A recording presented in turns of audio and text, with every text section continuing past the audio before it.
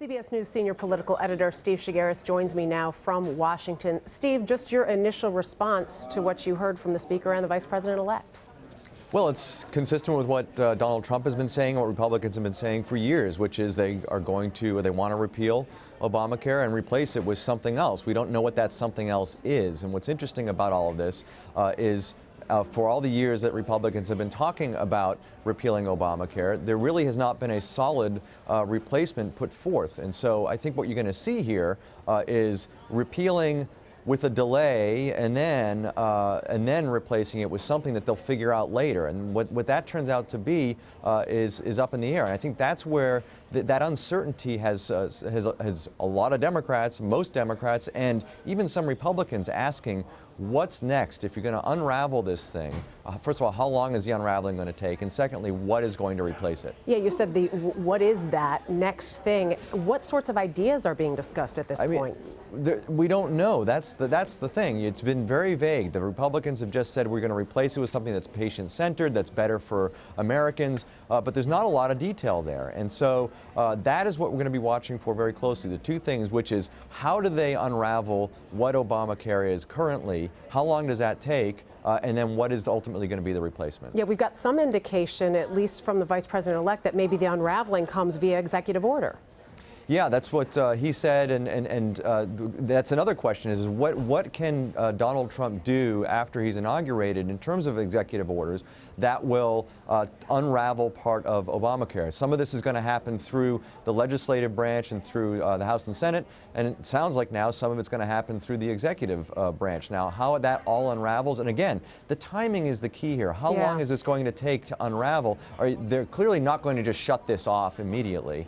So how long is it going to take for it to sort of wind down, and then what is going to be available to Americans who are using Obamacare now in its place? You mentioned that timing. You also mentioned Democrats before, and I know we just had an election, but midterms now in 2 years, that will be here before we know it.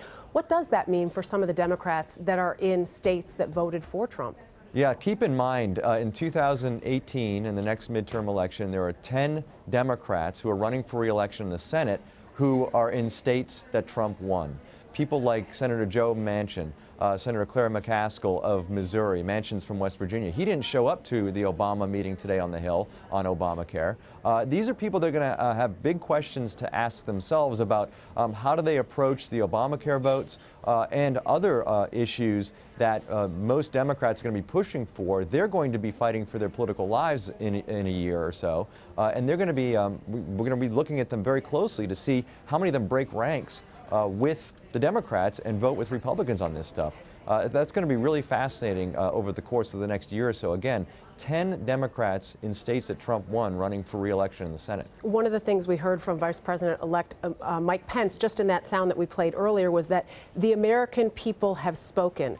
But what does polling indicate about how the American people feel about the law? Yeah, they're split, and they've been split for a while. In the last CBS poll, a little bit more, a few more Americans, about 50%, disapprove of Obamacare, 45% approve of it, but 63% say some of it's fine, but some changes need to be made to it. And I think that's really the interesting part of it. So you have a pretty decent majority of Americans who feel it's not working perfectly and changes need to be made. So that is where the Republicans are dealing with changes in Obamacare. Are they going to repeal it completely? Are they going to take parts of it away and leave parts of it in place? Again, what are they going to replace Obamacare with? That is going to be worth watching very closely. And then, frankly, how do Americans react to all of these changes moving forward? Yeah, we saw Mike Pence obviously back on the Hill, a place he is familiar with. How important is he going to be throughout this process? He's going to be huge. I mean, look at what Donald Trump is putting together in terms of a cabinet, in terms of an administration. Not a lot of people in that administration right now, or in that cabinet, that have a lot of government experience. Mike Pence, however, a lot of government experience. He served on Capitol Hill for a dozen years. He was governor of Indiana. He knows these people. He can be the bridge between the executive branch and the legislative branch on the kinds of things that Donald Trump wants to do as president. And so he's going to be hugely important in communicating and working with the House and the Senate Republicans on implementing what Donald Trump wants to do as president. We were just looking at some video of Nancy Pelosi after her meeting, the closed-door meeting there with President Obama. Again, we're waiting for the Democratic leadership who will be speaking today, much in the same way we just heard from Republicans there on the Hill. You know, Steve, one of the things that stood out to me, both Speaker Ryan and Vice President-elect Pence today kept saying the words, "We will keep our promise to the people." This can be something that can work very well for them, or in a couple years, if things aren't going so well, those will be words that haunt them.